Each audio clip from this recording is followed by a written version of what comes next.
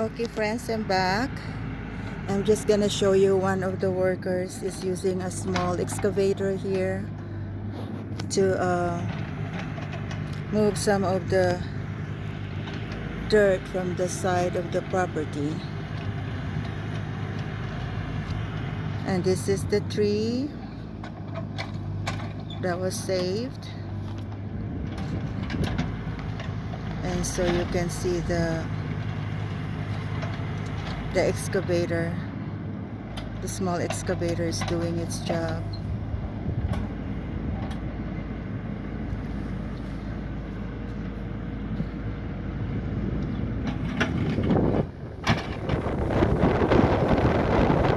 It's so windy now.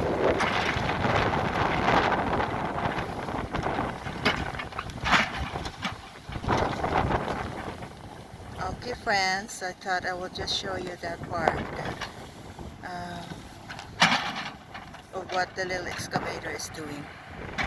I will update you some more later. Bye bye.